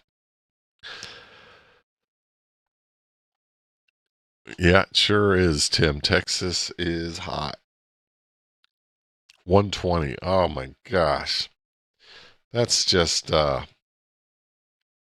that's when you're sitting around wondering what you did to deserve that. I mean, that's just brutal. Just brutal. Well, gang, I think that's all I've got tonight. And I am tuckered. So I think we might wrap up the stream a little bit early. I should do. Let me do a. See if I've got any other items here. Do one last look. Make sure I didn't miss something. I always miss something. It always drives me nuts. I've had these new stickers sitting here for like 3 weeks. So I've got, and I think I've shown you guys these ones before. So I just hand these out regularly. But if you guys want one of these, let me know when you see me. I'll have those with me, but I'm only offering those when folks ask for them. Tim, I've got some stuff here I'm getting ready to send out your way as well. So I'll drop some in there for you. Since I'm sending some stuff your way, I ought to send some to Nicole as well. Or if it's easier for me to just send them to Nicole, I can do that too.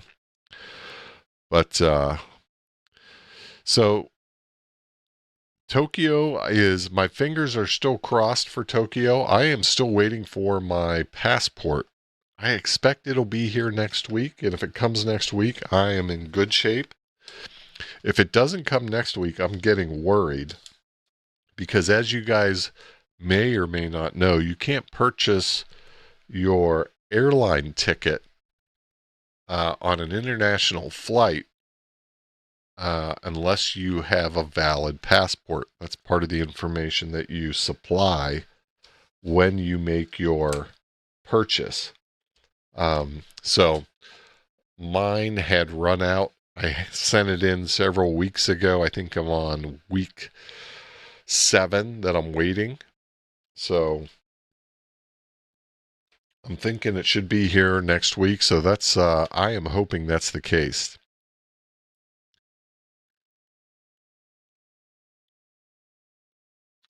Michael says Dinosaur Valley is one of the hotter places around here. Of course, that's why we picked it, right?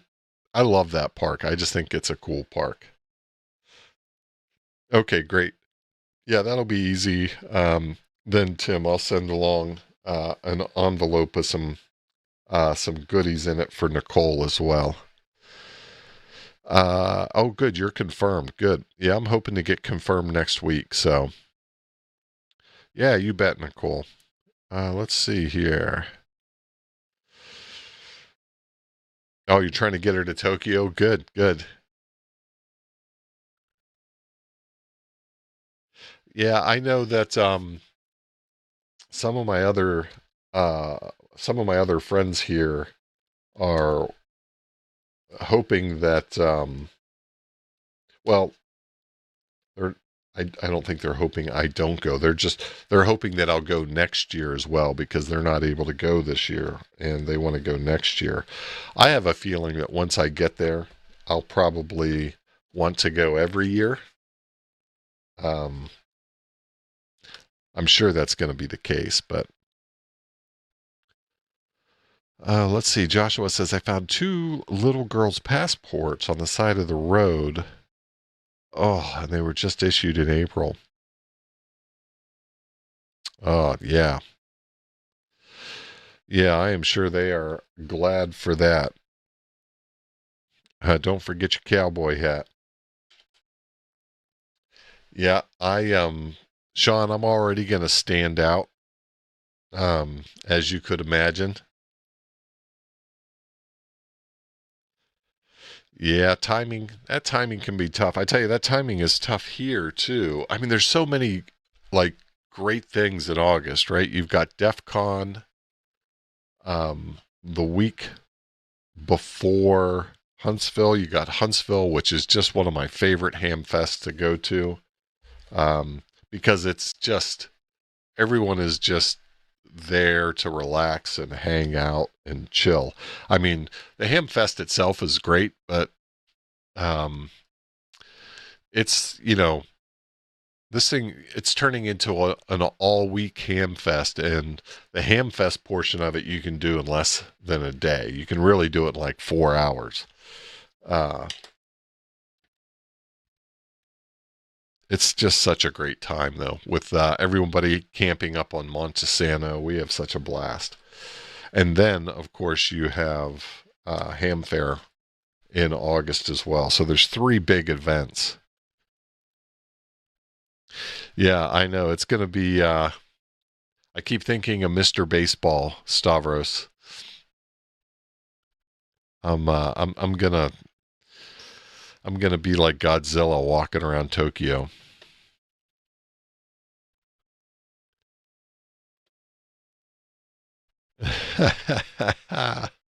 Yep.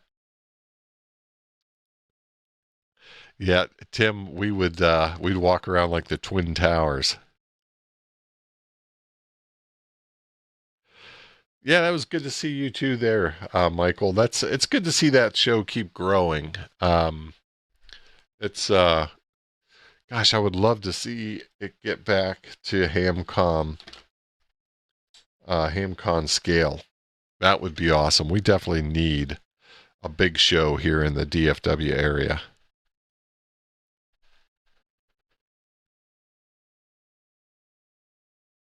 Ah, you're going to DEF CON as well. Yeah, you really should be at DEF CON, Stavros. Absolutely.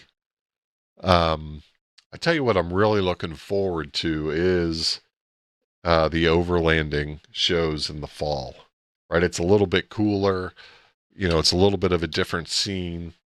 Um, we've been having a lot of fun trying to introduce ham radio uh, to the to the overlanding community. I really enjoy whenever we go out to more expo, and I'm certainly looking forward to um, but there's a show in Oklahoma there, and then the bigger one, the Overland East. That's going to be a lot of fun. Yeah, that's going to be fun. I'm looking forward to that, Stavros.